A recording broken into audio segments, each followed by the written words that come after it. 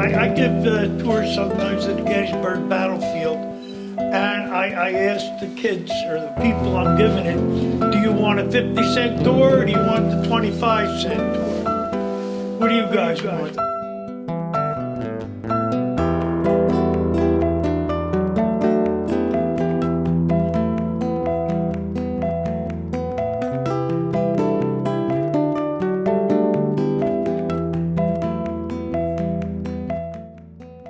Mr. Massapus, a historian of Perth Amboy, took the Communications Academy through the great historical sites of our city. Our first stop was City Hall. I'll explain all this and what it means. It's interesting to look at, and I want you to understand that there's many aspects to everything. Many stories, many sides to this. So when we get to the proprietary house, I'm going to try to tell you that there were 3 sides to the Revolutionary War, not 2. Not 2. So there's things here that we do that are a little differently, okay? And every now and then people don't realize that they're walking, in the paths of history. This building is the oldest functioning City Hall in the United States. United States. Don't forget, you live in the older part of the United States.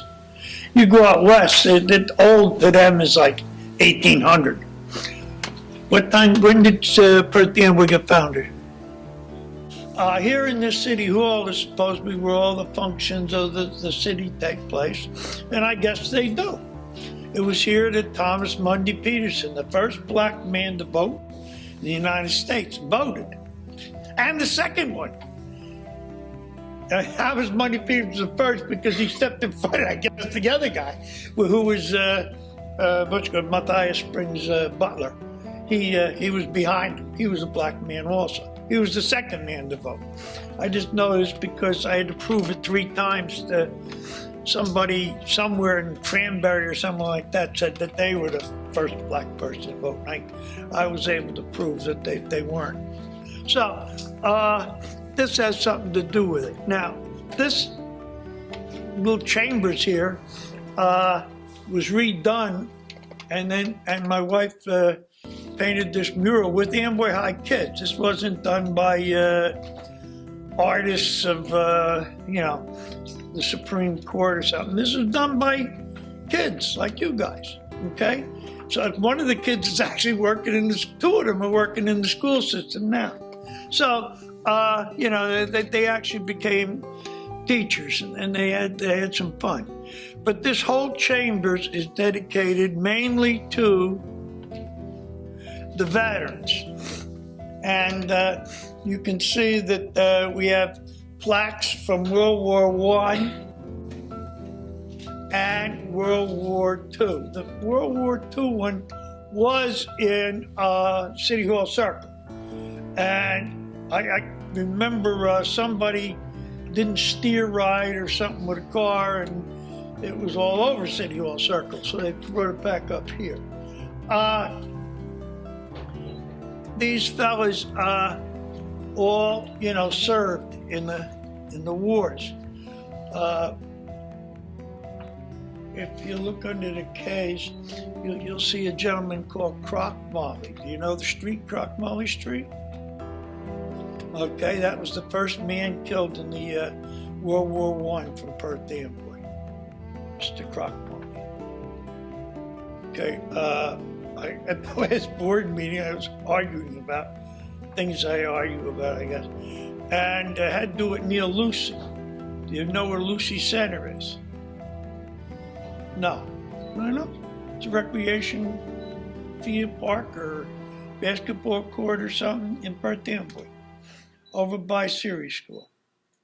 Well, Neil Lucy was the first man killed in World War II. He was on the Arizona. And if you do see, and you will see within maybe the next 4 weeks, stuff about Pearl Harbor, and they show the Pearl Harbor historian speaking at the Arizona Monument. And if you look over his right shoulder, you'll see Neil Lucy's name on the wall at the Arizona.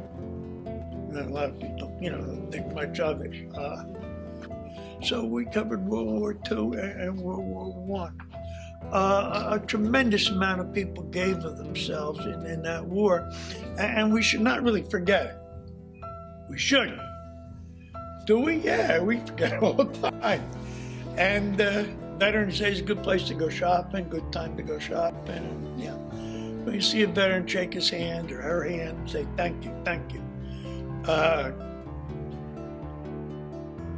We had, I remember in the 70s, we had a couple of women still wearing their uniforms in Memorial Day that were WAFs, Women's Air Ferry Service. They flew airplanes across the country and everything to be delivered.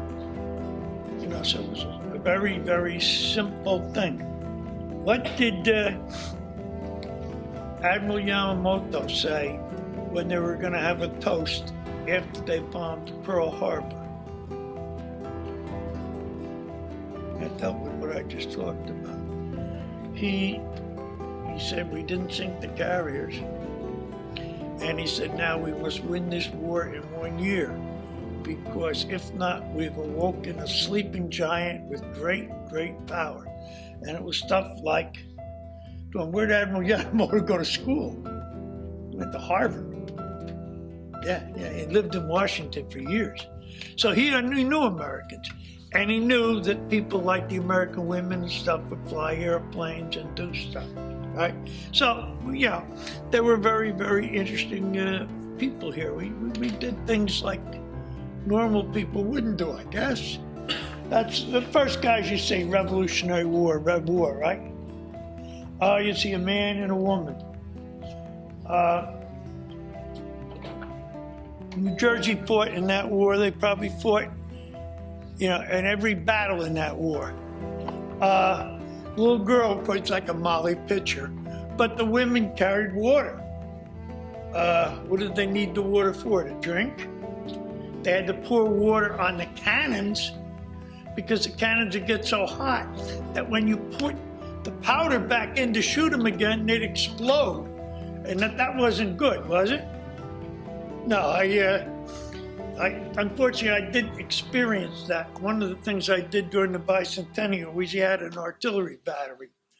And one of the things I told the kids was, keep the powder away from the back of the cannon. I wasn't there. If you knew Mr. Nant, did you know Mr. Nant? Yeah. Mr. Nant took the kids. And we were fighting people from somewhere, I don't know. And they were getting excited. And the girl missed with the bucket on the cannon. And the gunpowder was hot when they went to put it and blew up. And the kids came back and they looked like they were in a battle. They had burns on their faces. They were all black and red. I thought it was kind of interesting, but that tells you the kind of stuff, that could happen when you did things like this. So that's the sort of stuff that they did. Now, right here in New Jersey, anything big ever happen here? Fight a few battles here? No, yeah? Didn't Washington cross the Delaware too? He sure did. There was also a battle in Trenton, right? There was a battle in Trenton that day when he crossed the Delaware. What other battle? Very close to here. It was the Battle of Monmouth. Okay, so it's interesting. And what does this have to do with Jersey? Well, one, where did Washington land? He landed in Jersey. Washington's Crossing, actually, is what it's called. Now, I don't know if you know the whole story. I'm not going to really tell the whole story, but it's something you should think about. I don't know if you've ever seen the Delaware River in ice out. Has anybody ever seen the Delaware River in ice out? Has anybody ever seen the Delaware? You have. Have you seen it frozen? Yeah, I've been to that crossing. Yeah. Christmas Day, because I had friends who lived near New do it, and they do it. Yeah. Sometimes it's too dangerous to even do with motorboats and stuff. Yeah. The ice in the upper Delaware broke. And chunks of ice half the size of this room were coming down the Delaware, as can be. And Washington, it was Washington. First of all, he was told that, this is over and stuff. And he told the men, he said, let's get together over here on the Pennsylvania side. He said, look, they thought he was going to retire. They were just going to give up. And he said, we're going to attack. We're going to attack the Hessians at Trenton. Now, the British thought it was all over. Cornwallis is going home to see his wife. So there's no way they're going to do anything. Snowing, raining, crummy. And he lines all these guys up on the banks of the Delaware. And they have boats called bateaus. They're probably about the length of this room, but maybe half as wide, a little less than half, more than half of these benches. And here these guys are rowing across the Delaware, and the first bateau, the first bateau gets hit with a clump of ice and flips over, and these guys are, oh my God. And that was the gunpowder. All the gunpowder's floating all over the Delaware, washed up on the other side and stuff. And these men are standing there looking at this. This is where Washington was a little bit nutty, I guess. Mayor Wilda Diaz's office was our next stop. An amazing man who's no longer with us. His name was Tom Ward. He also was a historian, but he was also an art lover, so we had a lot in common. And when I came in, this office needed work. It used to have wallpaper. It was wallpaper, and the walls were patched up. And I'm like, wow, this is a historic building. Look at the condition that it was in, especially the mayor's office, because we receive many visitors come to visit us, and I greet them right in this office. And I wanted for them to have an opportunity to see an office. We see many visitors come to visit us, and I greet them right in this office. And I wanted for them to have an opportunity to see an office that depict the history of the city. So Tom Ward was gracious enough and very kind. He said to me, I will help you, Mayor, but you're not going to tell me what to paint. He goes, he goes, your job is to prep the walls for me and, get your public works department to come in and get it ready. The arch, you see it outside. That's a replica, what you see outside. But this was the arch. Kearney Cottage, and then you see many other buildings. We were the terracotta capital, and I don't know if you knew that. We were the terra capital of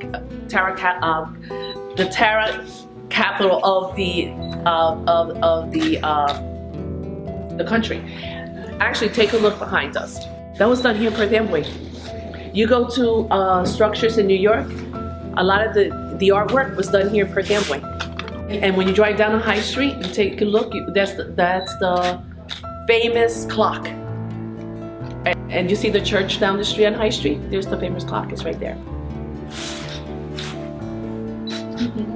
But there's a lot of history of our city. By the way, young women, I'm going to share something found in the archives. And we superimposed it, and we wanted to get the information out there. So back then, there was a writer. Perth Amboy was like all the news, everything that happened came out of Perth Amboy. And back then, the Perth Amboy Evening News will city have a lady mayor. Guess when that was written? August 23rd, 1920. In 1920, they were still talking about, will the city ever have a city mayor, a woman, okay? So I thought that was really cool, and I made sure, this was found in the archives, and we superimposed it, and we wanted to get the information out there.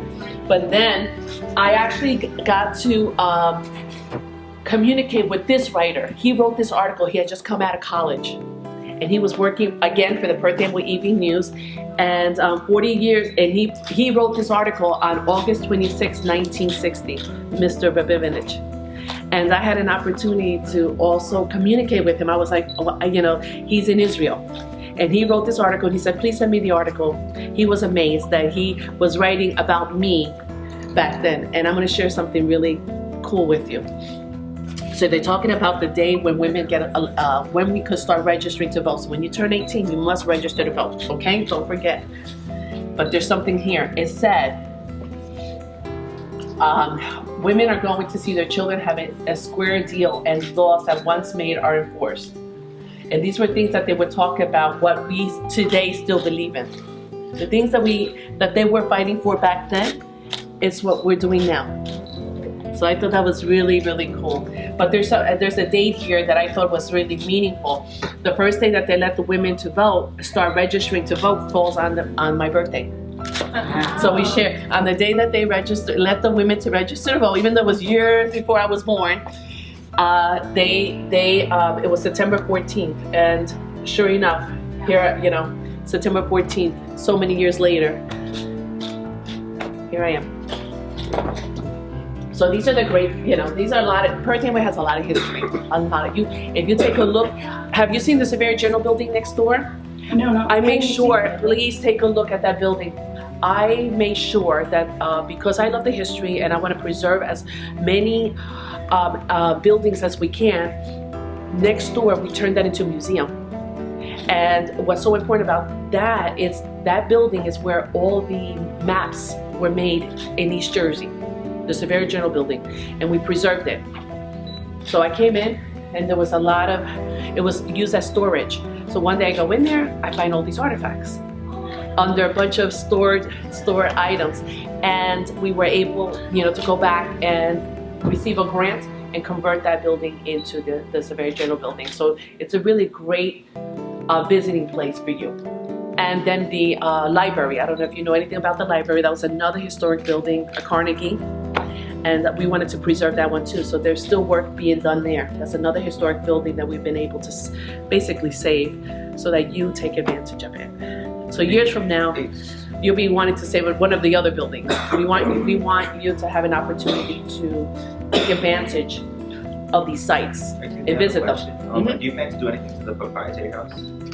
The proprietary house, actually, that is a state building. You do know that, right? Although the house is in Perth Amboy, but that is an estate building, and actually they did receive funding for that through the state. The state is preserving. I think they put away like $4 million for some of the work that has to be done at the prop house. That's again, that building needs a lot of work.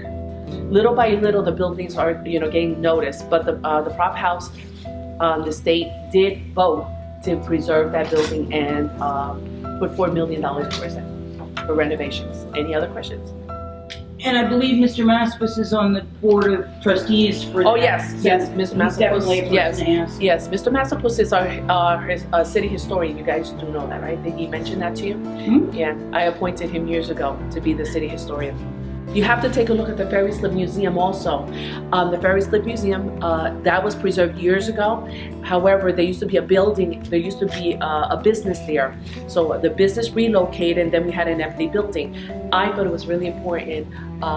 Thank goodness, I don't know if you know Kathy DePaul. She actually, my first couple of years, we could turn that into the museum. So we from an, it was left vacant. Then it gave us an opportunity to come in and turn that into a museum. So right now, Perth Amboy has places to visit. So you have the Severe General, you have City Hall, you have the Prop House, you have Kearney Cottage, and you have the Waterfront Museum.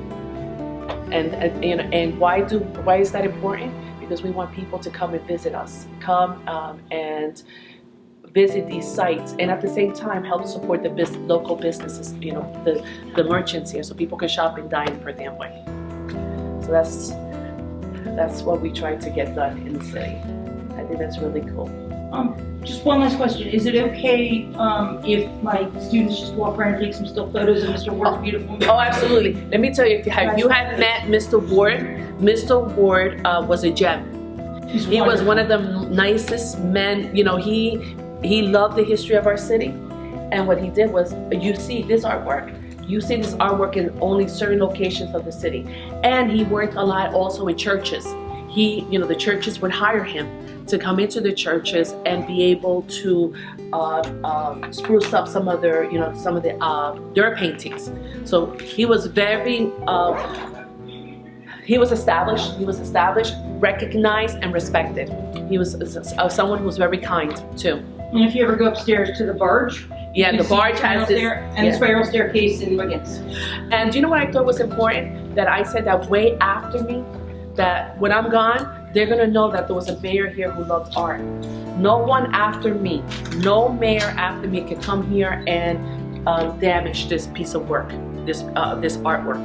No one after me, and I think that was important because we wanted to leave something to preserve it. So this is a protected landmark. Yeah, this is protected. There's an ordinance in place so that no one can paint over this after long gone. And behind that jacket, you'll see, I don't know if you could just move it just a little bit and take a look at the plaque that's there. It tells you Perth Amboy built 16, right? 83. And it was painted by Thomas Ward, and I was the mayor at the time, 2009. Outside of City Hall, Mr. Masterplus continued our expedition. Square. Take a look behind you, you see a huge arch. That represents the market itself. You saw that in the mayor's office, right? The picture of the market. Now, it went probably from way over there to way over here, and there were stalls in it. And if you look where we're located, there is Market Street, High Street behind it. It was basically the communication center of the town. And it was here where ships would come in. Now we're gonna be able to go out in the boat a little bit on the boat, in the bus a little, right? Yeah, of course. Now, I wanna show you two things on the bus. All right, because of the water, ships would come here. Now, in 18 years, I worked as an historic archaeologist, prehistoric archaeologist, and I did the archaeology here, and we found silver coins and things like that because they're from other countries, because they would come in on the ships and the sailors would use silver, you know. So you took your students on archaeological digs? No, it wasn't students, it was me and 2 or 3 other people did this. As an archaeologist, we did digs in Perth Amboy every summer. With the Perth Amboy? Yes. And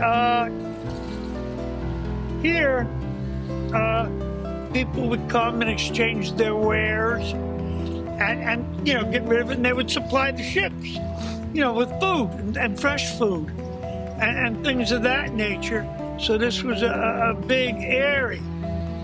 Behind me, there's one there, but this is the guy right here that you should take a look at Liberty Bell. I was trying to get to was when Trenton became the capital.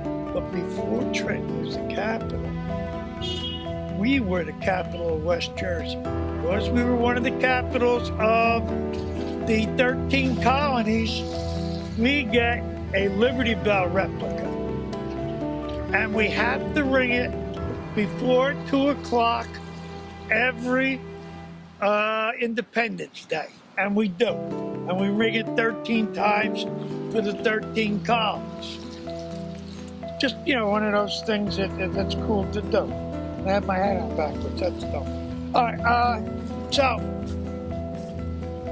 that is why that is there. Over here, there is a statue of George Washington paid for by the Danish community. If you're down the waterfront, you'll see that there's all kinds of ethnic backgrounds that lived here in the circle. And one of the people that was here are Danes. And the Danes bought that statue for George Washington.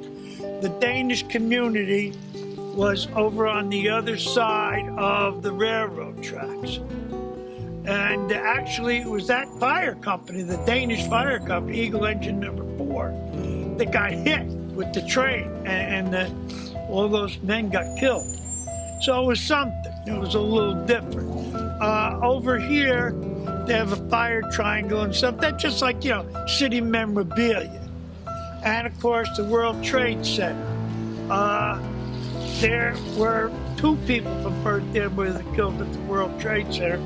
but many, many families were affected here. So I asked the bus to come. Oh, okay. So you can see that this is like the center. Now, I wanted to show you two things, but I think it's best before I even try to explain some of that stuff, we just take a look at them. I want you to see two things on the river, and then we'll come up, we'll go to the prop house, a little bit about it. All right, you notice too, we have two beautiful churches here, First Presbyterian Church and First Baptist Church. Okay, down the line is the Methodist Church with the city clock in it. While on the bus, the students learned more about Perth Amboy.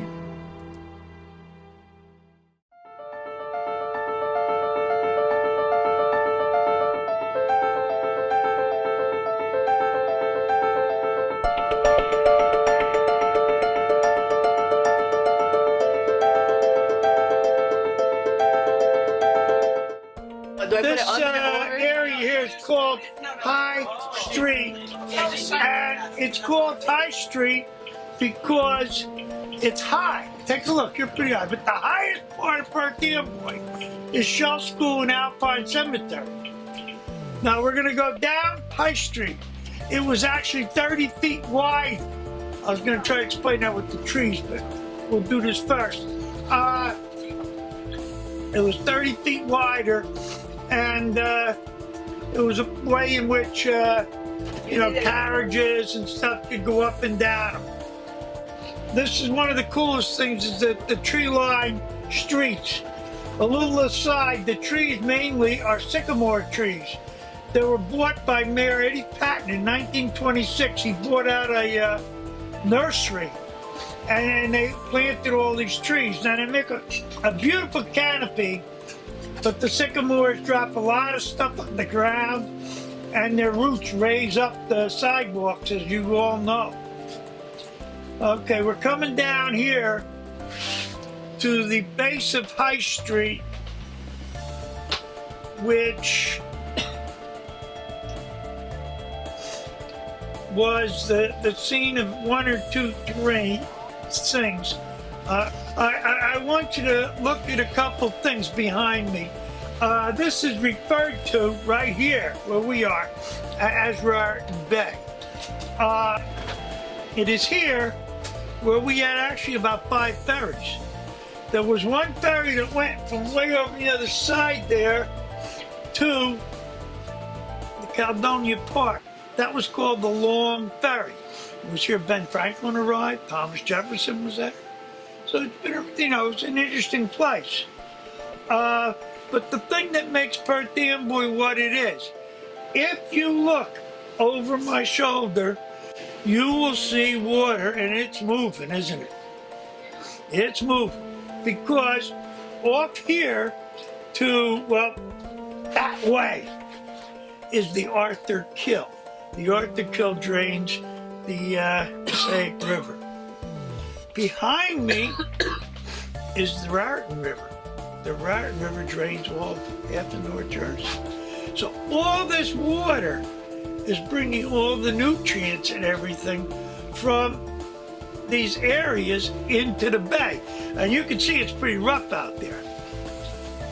I remember in my younger foolish days, it was daylight today, but rough, real rough. And we went out in the first aid boat looking for a duck hunter that fell overboard. And it was rough. The water was flying all over the place. And a lady came by in a Coast Guard boat. And she looked down at me and she used some profanity and said, "What are you doing here?" And I said, "Well, we're looking for this Coast Guard guy, this duck hunter." She said, "He'll wash up on a shore in Sandy Hook or Keyport. Don't worry about it. Get out of here." No, that's how much current and everything it is there.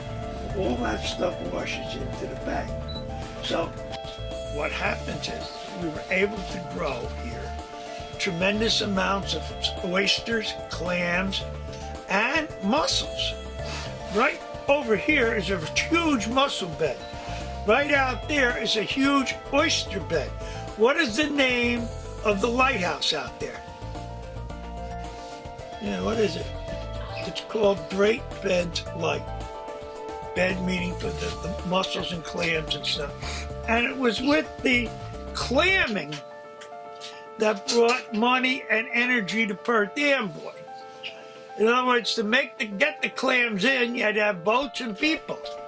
To have boats, you had to have people fixing boats, right?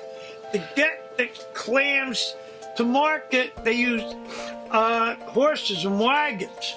And the people actually took care of the horses were called teamsters, how the first truck drivers got their name from that. And we supplied oysters to Philadelphia, New York, all over the state from Bay. And towns like Keyport, Perth Amboy, Belford, all these places were able to sustain their finances through clams, because all the nutrients brought down in here by the many things. But one of the things that people don't realize is that with the nutrients in the Industrial Revolution came pollutants, and the pollutants go into clams. Now, if you're studying biology, you guys are sophomores, have biology, the clams are filter feeders, and they filter out what comes in. And they filtered in the chemicals and stuff. And once the chemicals are in the clams, everything that eats the clams, they got the chemicals in them. So if it's no longer capable here, right now, a clam or the mussel or oyster gather in this area.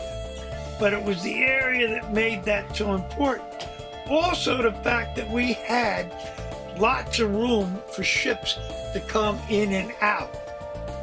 And that made us, great. We were able to bring boats in and out of here. To this day, is this our biggest asset?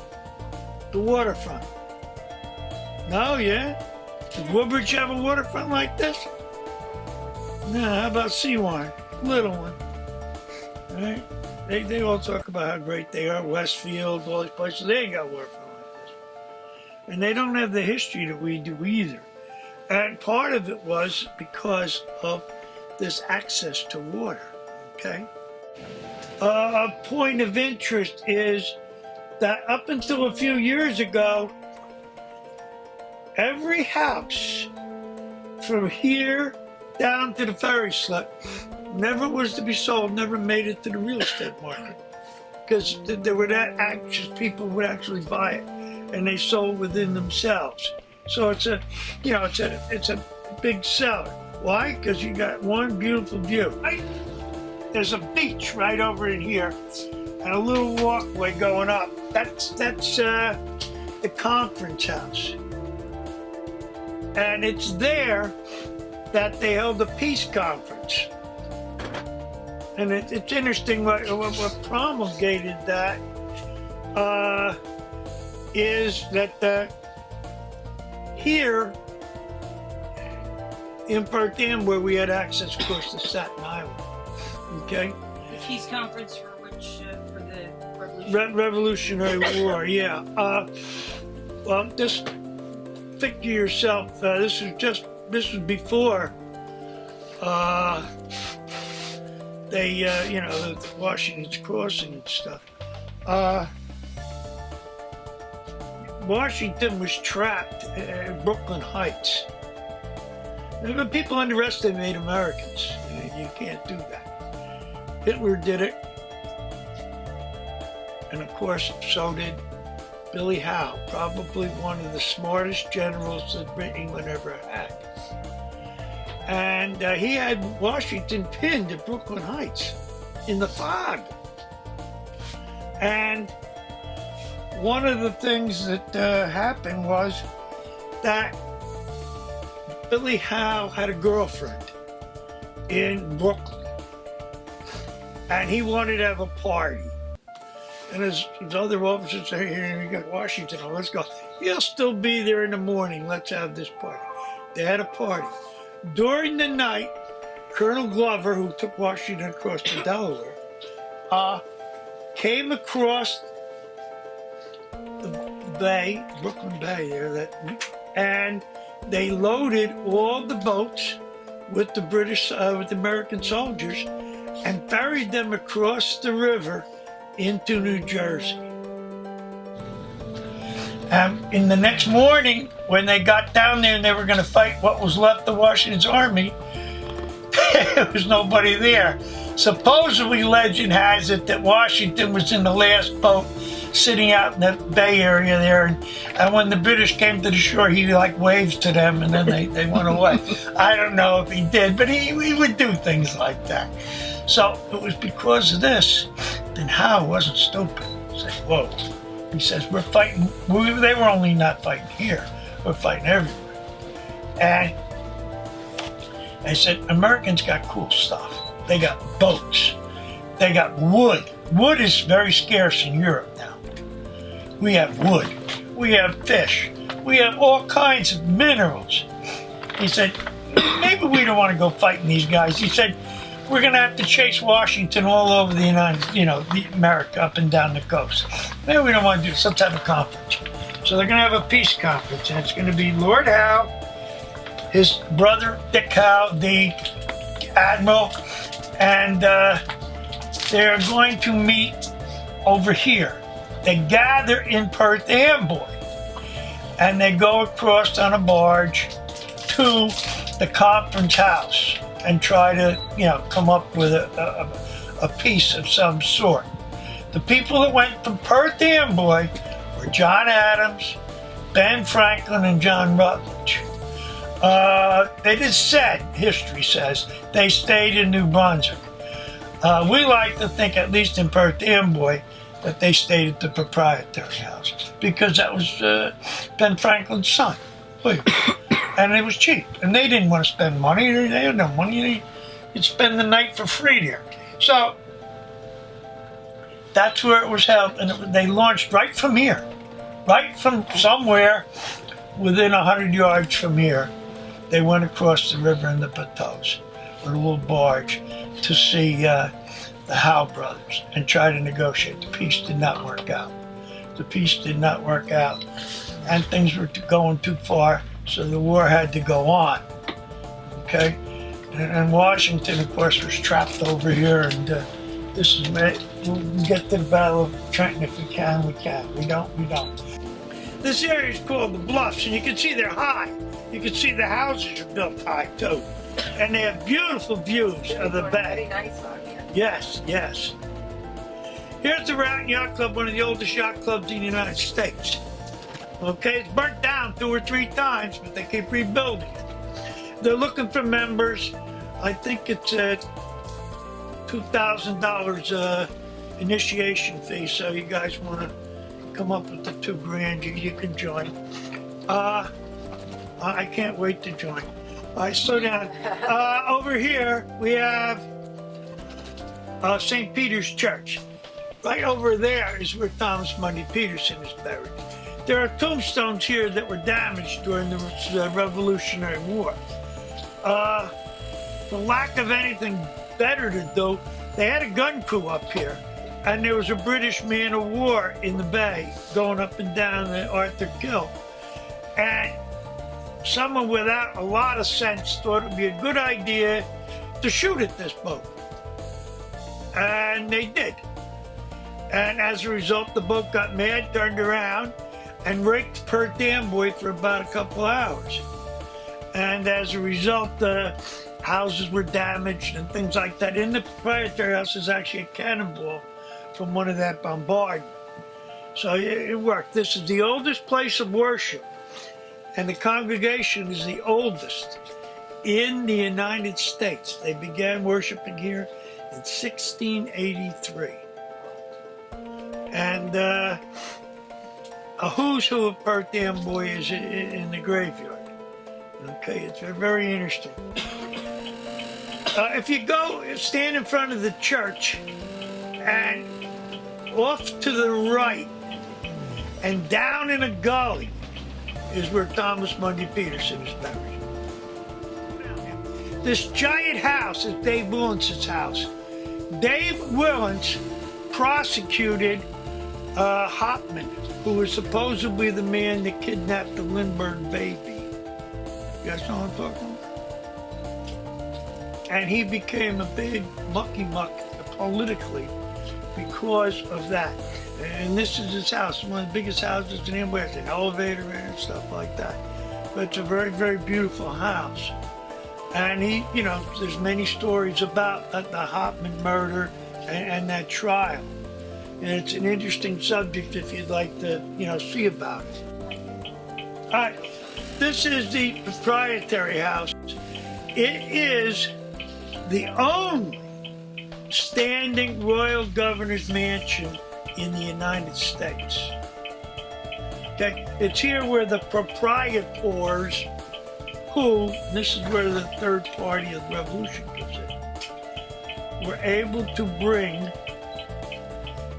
the governor here. The proprietors controlled money. There were landowners and businessmen, and they controlled probably from Connecticut all the way down to North Carolina. A tremendous amount of political power. Their daughters married British officers. Their sons possibly served in the British Army. So, very close ties. They brought the royal governor here, William Franklin, son of Benjamin Franklin. And he lived right here in this house. But Benjamin Franklin was interested, of course, in the revolutionary cause, and he went and talked to his son. And supposedly one April, a tremendous battle took place in this building between Benjamin and William. They chased each other up and down the halls, in and out of the rooms, and the rooms are still there, and the building still stands. And they argued about the cause of whether or not his son should side with the rebels. William Franklin said something very interesting. Here's a man that served in the French and Indian War as a cavalryman.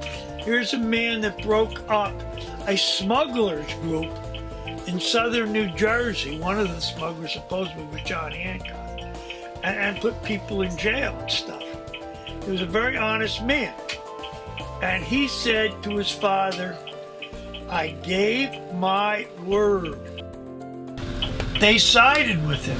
They formed loyalist regiments in green. Okay, in fact, a guy from Perth Amboy, Skinner, started a group in Staten Island called Skinner's Greens. So it was here that you had the loyalists and the patriots. Not a easy thing to be. Now, what happened was the British lost the war. What happened to the loyalists? They were here. They were no longer, allowed. What happened to anybody who sided with the other side after the war? Not good. So the poor loyalists had to go away. And the people in Perth Amboy went two places. They went to Nova Scotia and to Louisiana. Now, if you ever read Longfellow's poem Evangeline, that's about a man searching for his loyalist girlfriend, Evangeline, in the deltas of Louisiana. They were sent to Newfoundland with an axe a hatchet for each family, an axe for every 2 or 3 families, a yoke of oxen for every 2 or 3 families, and sent there in August, and they had to survive the winter, and they did. And there are people that put their roots back to Perth Amboy from there, but they had to leave, so it caused a great dissension in Perth Amboy, and it took a long time for that really to change. Now this street right here, Kearney Avenue, wasn't built until 1912. Houses were not here, so you could look out the Proprietary and see the bay. You could go from Water Street all the way up to the Proprietary House. It was here some rich people lived.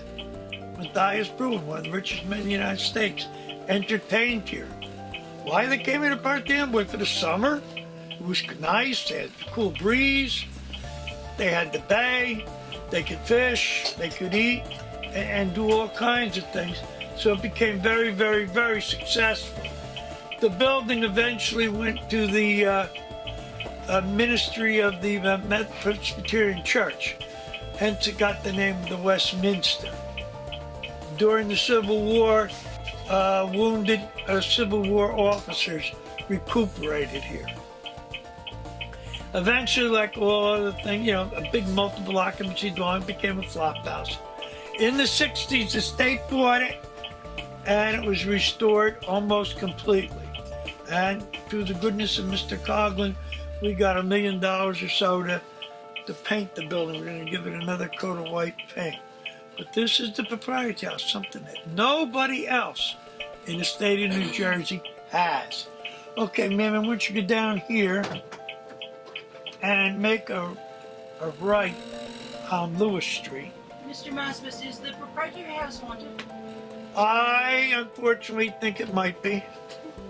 If you want to know about ghosts and stuff, that's a different subject, and it's something that there are some say it is, some say it ain't, and it's a matter of contention. If you speak to people who work in there, they'll tell you it is.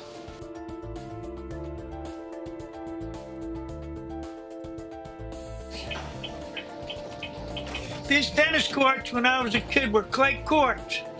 And before I was born, some of the biggest tennis players in the United States played on those courts. And people would come here to see them play.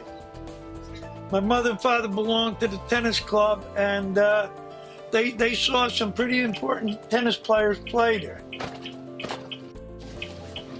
Now, we have with us today one of the mucky mucks of the Kearney Cottage Historical Society. And they'll tell you a little bit about this building coming down here. And it's very interesting because the Kearneys are pretty cool dudes, as you might say. And Catherine, why don't you tell them a little bit about the building? It's right over here, the yellow building. So Catherine, you're in the board of trustees for the Kearney Cottage? Yes, I am. Yeah. And her husband is caretaker. He's caretaker and president. And Presidente. Okay. Well, it was built in 1781 by Michael Kearney, who came over from his ancestor who came over from Cork, Ireland. Now, his ancestor was Michael. There's another ancestor, was Michael Kearney, and he was married to a woman named Elizabeth Kearney, who used to write for women's magazines in the early 1800s, and she was one of the most. She was a poet. Her name was Elizabeth Kearney. They used to call her Madame Scribbleress. And she wrote, only her 7th volume of poetry exists today, but if you want to, you can read it. It's a journal called Timepiece, which is a publisher. Now, the Kearney Cottage was also home to Commodore Lawrence Kearney, which was her son. She had 8 boys, and he was the youngest, and he was Commodore in the Navy. He used to fight pirates. He was also liberated Hawaii from the oppression. And he was, the most famous trip he ever did was he went to China on the frigate, the USS Constellation, which was 42 years old when he went, the boat was 42 years old when he went to China. And he opened up trade with China back in the 1800s. Now, he was born in the cottage, he died in the cottage, and he also, his son, James Lawrence Kearney, is one of the people who encouraged Thomas Money Pearson to vote back in the 1870. This house has been here since then. This was his home. This was his little hideaway place. And he cared about it very much. And he was also, Commodore Kearney was also mayor of Perth Amboy for a while. And he was the only mayor that was out to sea, mayor of Perth Amboy while he was out to sea. And there's a lot of this became, over the years, in 1920s, the last Kearney descendant died, which was James L. Kearney, in 1920s, and the building was saved by this group of citizens in Perth Amboy by Pickersgill and I believe Catherine Horvick, I'm not sure. And it's a repository for old items. That some of them from Perth Amboy, some are from other places that have to do with life back in the 1840s, 1850s. But it's a repository for antiques now, and it's run by the Kearney Cottage Historical Association. This was moved. This was moved twice. It was originally located up on High Street, and then they moved it again, I think by Brighton over there, and then they built the tennis courts, they moved it here to Catalpa. It was moved 3 times. And there was a kitchen that was outside when it was on High Street, but it fell off when they moved it. So the kitchen was outdoors, because it cooked outdoors in those days, because there was so much smoke, it was much safer to cook outdoors. What year was it built originally? 1781. Some say 1784, but it's in that area, 1781 to 1784. And they moved it for development. They moved it because the last Kearney descendant died, and they needed, I guess there was quite a question of who owned the land, so a group of, they were going to destroy it, so instead of destroying it, they saved it. Again, it was Eddie Patton that did that. Yeah. He was a mayor of Perth Amboy. He moved it so that at least we have the building together. Who lives in it? Nobody. It's just run by the Kearney Cottage Historical Huh? Society. It's a museum. There used to Nobody be was- caretakers who lived upstairs, but they stopped that. And when is it open? Like, if people want to visit it? It is open Tuesdays and Thursdays from 2 to 4, and the last Sunday of the month 2 to 4. Or just call up my husband; he'll come down there and give you a tour. But just remember, Perth Amboy has a lot of history. It's one of the 10 most historical towns in the United States. There's a lot of history of Perth Amboy. You can't even cover it. The tip of the iceberg.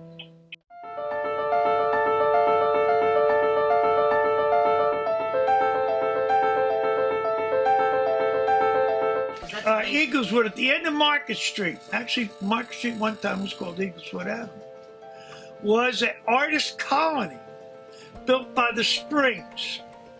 And they were very remarkable free thinkers.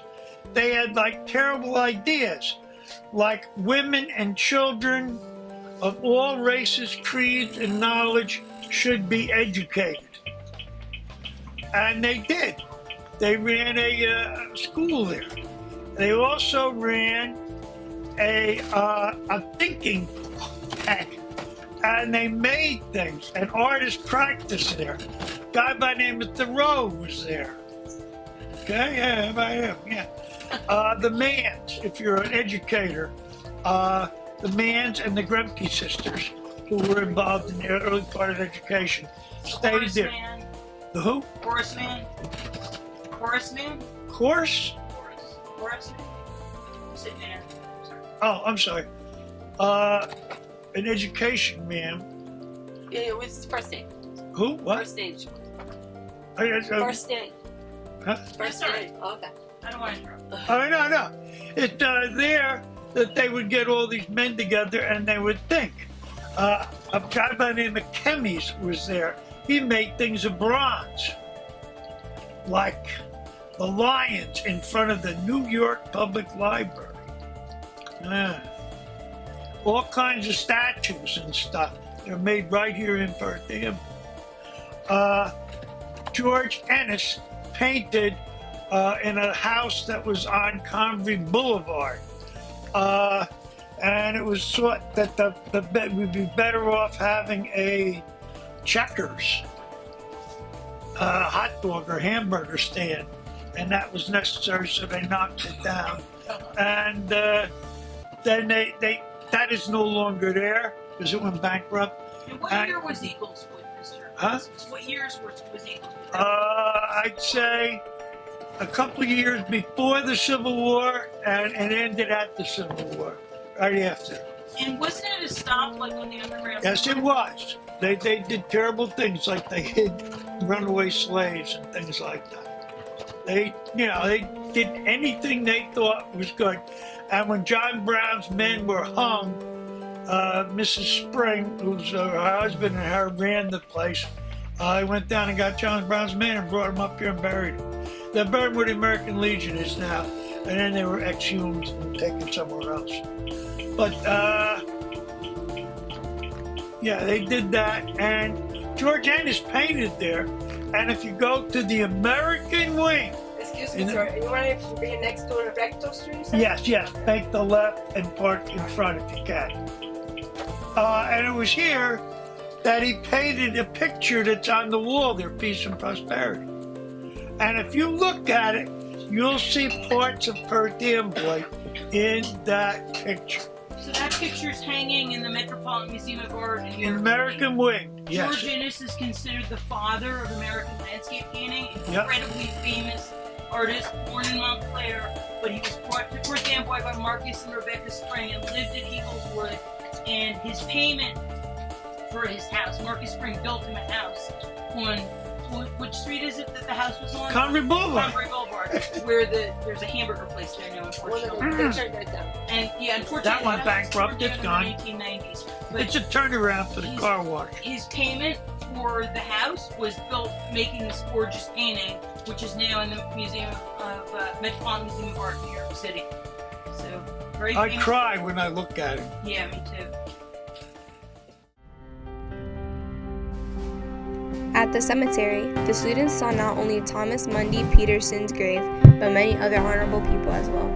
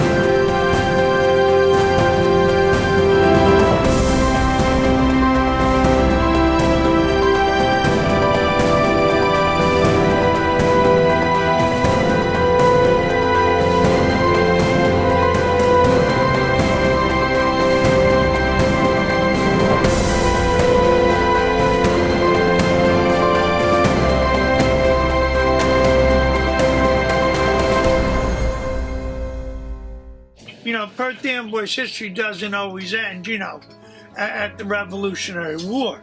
There was a lot of things that went on. But one of the things that we did have, because of the rivers and the bays, was probably the finest metal smelting businesses on the East Coast. We had AS&R, run by Guggenheim, so they called it Googies, and National Lead and Chevron Oil, where the oil came in. Copper Works, Cable Works is where they made tremendous motors and things like that, all because of the closeness to the ocean and the bay. To give you an example, one machine and another device called the computer. It was pretty big, but it was, and it took the place of 36 men. 36 men. So that is what happened a lot of times to the metal industry, the way in which it was, you know, operated. Sometimes the actual labor costs and stuff, the assay the metal and stuff, was then done in the other countries and then brought here. Now, around what year was this? I'd say in the early 60s. They started to replace a lot of the factories with Yeah. automation.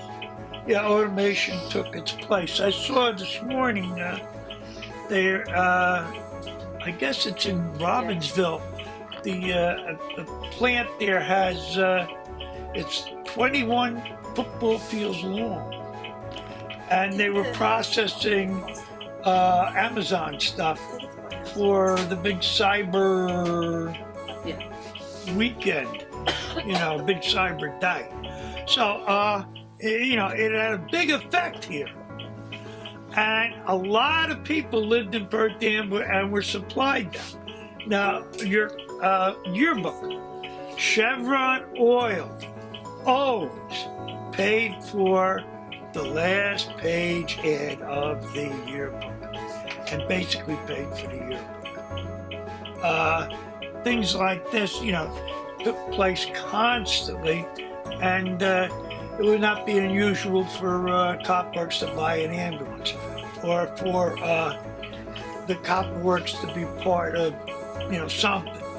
They would come to the high school, I remember, in May and say, we need 40 young men to unload boxcars all summer. Yeah, and they would take the Amboy kids and they would work. Almost everybody lived here. Now, when Chevron Oil moved, they moved with them a lot of people, a lot of teachers from Perth Amboy. And I remember this one girl, she told me she's going down to teach in Texas. Now, she's going to live in Louisiana, but she's going to teach right next door in Texas. And I said, good Lord. I said, well, that'd be nothing for you. She said, I got to pass a test. I said, you got to pass a test on what? The history of Texas.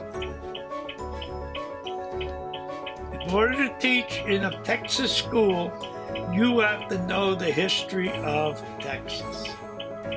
It's interesting that, you know, we don't really know this stuff. And I know that I was in Texas one time in a swimming pool, and a woman came up to me and she said, you talk funny. Where are you from? I said, New Jersey. She said, what part of Texas is that? That's the way they think, yeah. We don't think of it that way. So at least now in New Jersey, you're supposed to know a little bit about the history of New Jersey, and we push the, you know, the history of Perth Amboy. I think all 5th grades go for a tour of the Perth Cottage. That's true. Yeah, and there was a time when all juniors went to the museum in New York, in Washington, the Jewish persecution, Holocaust Museum. Yeah. I don't do that anymore, right? Mrs. Reeve used to take kids from McGinnis too there when they studied the Holocaust. I don't know if they do it every year. I mean, every student maybe should go there. Wow. I think everybody in Eastern Pennsylvania, every 8th grade, has to go to Gettysburg. And when I've been to Gettysburg, you see tons of 8th graders getting tours of Gettysburg. So to understand that sort of stuff, if you talk to a kid from Somerset and you ask him who John Basilone is, they'll tell you who John Basilone is. If I ask you guys, who's Sergeant Sadowski?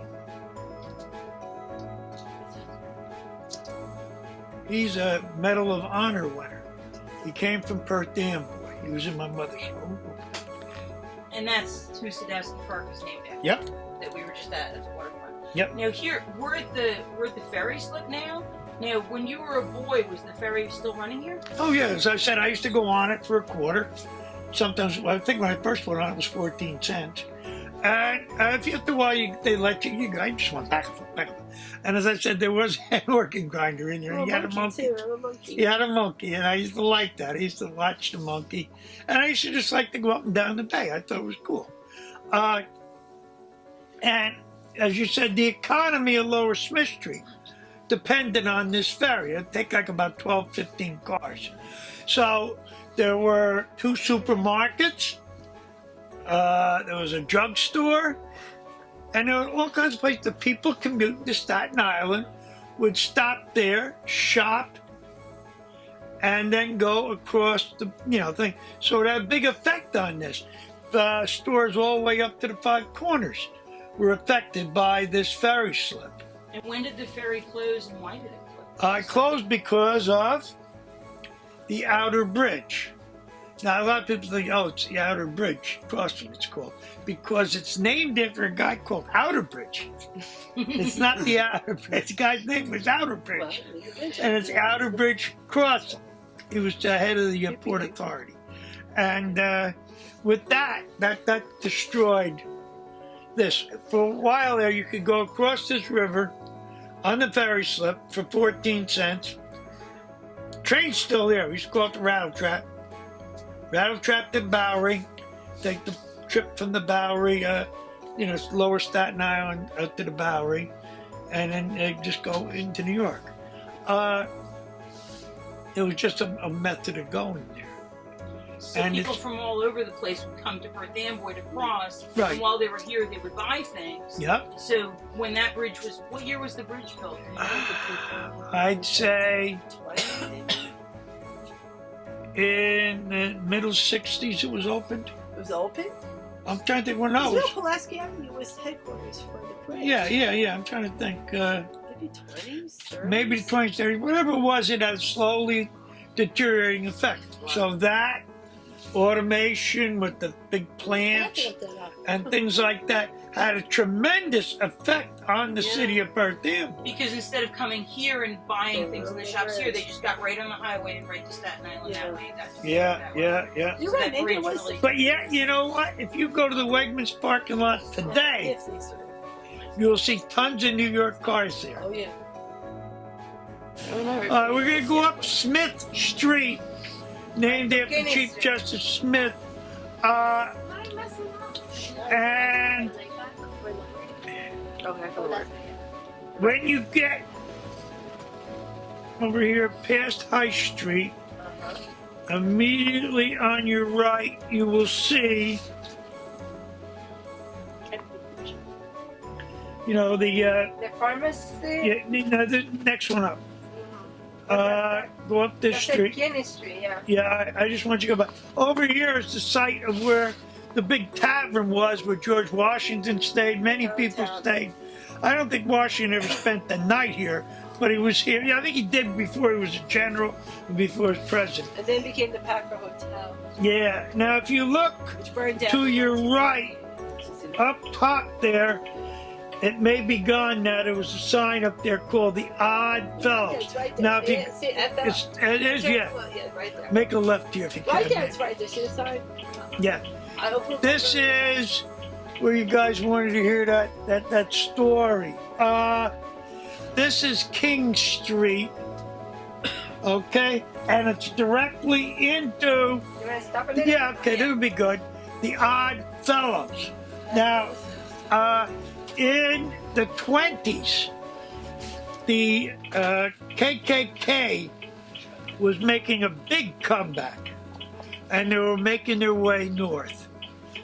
And they were coming to Perth Amboy, I'm sorry. and The blinker, is there any way that can go Oh, on? I'm sorry. my mother-in-law said that she was so scared. She was 12 years old. She hid under the bed because the KKK was going to kill Jewish and Catholic kids. And they were all upset, and they were hiding, and they were coming, they were going to meet in this building. Now, I spoke to 7 people that were in this altercation that took place. 7 people. And most of what I'm going to say is it's authenticated by them because they saw it, or at least they told me they saw it. So over here in the Odd Fellows, the KKK is going to meet, and they were going to give out free hot dogs. Anybody wanted to come, too. Free hot dogs.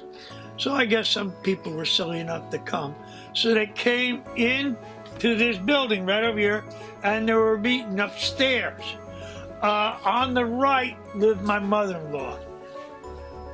She was an old Irish lady, and she was in a wheelchair. So there, the Ku Klux Klan were meeting. And over here, by number 1 school, or the Peterson School, was the Freemasons. And they decided they didn't want the Ku Klux Klan here. The Knights of Columbus decided they didn't want the Ku Klux Klan here, so they started marching towards this building. And St. Mary's Rectory was being built. And all the bricks and stones and stuff that they needed to put the building together were out front. So the Knights of Columbus picked up all the bricks they could find, and they met Masons halfway and shared, I guess, the bricks. And they were throwing the bricks at the building. And I talked to this one guy who was a little excited about it. He said we were throwing bricks at the building and we were going to get them Ku Kluxers out and beat the crap out of them. He didn't quite say that, but they were going to render them senseless. And they were going crazy throwing it. They couldn't get them out. So they started piling straw in front of the building, and they're going to set it on fire. Now, my mother-in-law is up in my grandmother, great-grandmother, is living over there. So my grandfather said, "This is not good." So he had the car about here. He said, "Get them bales of straw out of here." And he ran the family car through the front door and jumped out at the last minute, sort of like Rebel Without a Cause. And it smashed into the door, and they all ran in. And they pulled the hoods off a lot of people they found they didn't expect to find. Those people were never seen again in Perth Amboy. They pulled all the Ku Kluxers out in the street and beat them. And then they got done beating them, they stuck them in the sewers head first until they gurgled. And I didn't believe all this. I talked to guys that said they did it. And they chased everybody out of town. Every car that didn't belong in Perth Amboy was broken up, set on fire, ruined. It took the state police hours to calm everybody down. Didn't they have to call in like the National Guard? Yeah, they were there too. My daughter wrote the story of it, get her book. And as a result, the Ku Klux Klan never came back. Ever. The grandfather didn't want the building burned down because it would have killed his mother-in-law. Yeah, he didn't want to do that. So he said, let me drive my family car. And he did. No, back then the cars were strong. Yeah, building steel, yeah. Well, my grandfather was not known for common sense either. His nickname was Wild Bill. On Smith Street, the Buckeye Tanks. So it was an artist community / integrated school, and then it became a military academy to train Union soldiers. No, it just was a kids' military academy. Oh, it wasn't to train. Okay, during the Civil War. Yeah, Westminster cadets were there. The one thing they didn't like was at the Civil War, they started a military academy there. And because it was, everybody wanted to go fight them rebels. So it was something that, had to be put up with. Now, in the Civil War, by the way, Perth Amboy made their mark. You had Kearney himself, had Perth Amboy roots. He led the New Jersey Brigade. And they fought in every major battle of the Civil War. Every major battle. And there's a lot of fellas from Perth Amboy. I think it was 45 or 50 enlisted and fought in the war. So it's not that unusual. This is where I live. I live right here next to the bodega. Now, Eagleswood started before the Civil War in the 1800s with Rebecca and Marcus Spring buying the land. Yes. At 7 in the morning, I used to see guys going in there and drinking when I was going to school. And I'd say, why? Because they worked all night. Oh. And each shift would go to the tavern. And, the money's were enough. This whole area here was all the factory. It was all copperwoods. So I heard that also another person who stayed at Eagleswood was Louis Comfort and Tiffany. Who made Yes. lamps. Oh, they were made here. The Tiffany lamps were made here. It's here. As I said, I followed this through. I made a nice tick collection as I went there. And we went all the way to the river. And this actually comes from up in Spa Springs. Probably this is a remnant of the spa. And it was here that they would use the water and things of that nature. So that it was a real good setup. If you look this up, well, now I guess the term is Google it. I'm not very smart, but I don't know the new things. But if you Google it, you'll see Eagleswood, you'll see Marcus and Rebecca Spring. Yeah, I found some photos of Rebecca Spring online, too. Yeah. She lived to be 100 years old and founded the Women's Club. Oh, that's great. She died in California, 100 years old. So that tells you, what can happen. So it was here that they did all this in the free thinking. Free thinking, gives people a chance maybe to be dumb, but also some of the better ideas. As we said, Tiffany glass, Kemi's bronze figures, Ennis's paintings, Thoreau's thoughts, okay? Horace Mann's thoughts, the Grimke sisters' thoughts. These are very early educators. And they were able to think and prosper here.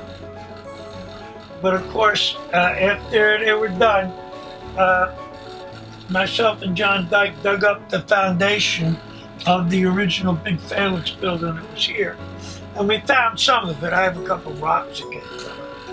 And it's it's there. Now, to me, if you go down a little further, ma'am, I'll show you something that a lot of people don't get a chance to see. You're going to see something that amazes me every time I come here. And every now and then when I wish I had a little more time, I do it. Go slow. Now this is all Eagleswood. This was Eagleswood. Make a left and pull over. Now if you take a look to the right. Yeah, I've never been. Victory Bridge. Yeah, the Victory Bridge, the Driscoll Bridge. Just pull over here for a second. This is one whale of a piece of river, isn't it? Beautiful. A very, very big piece. This is where the Eagleswood people were. They had a dock here and things like that. You also see the cornucopia is here.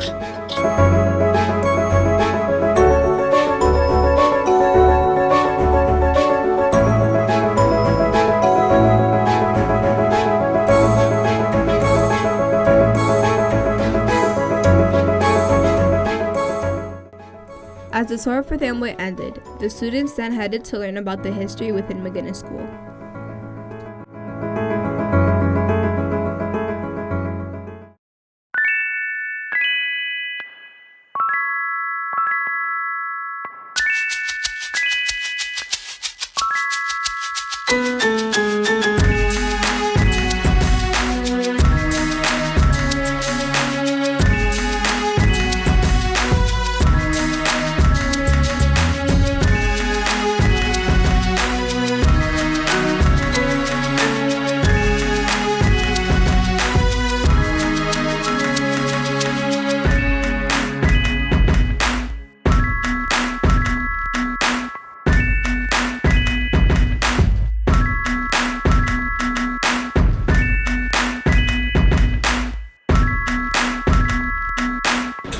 No, I'm sorry, that's not true. This is from 1899. And then this is the most recent. I think this one's 1942. It's so cool. And then this one is, and this was Perth Amboy High School. Right. It's considered Perth Amboy High School at this time.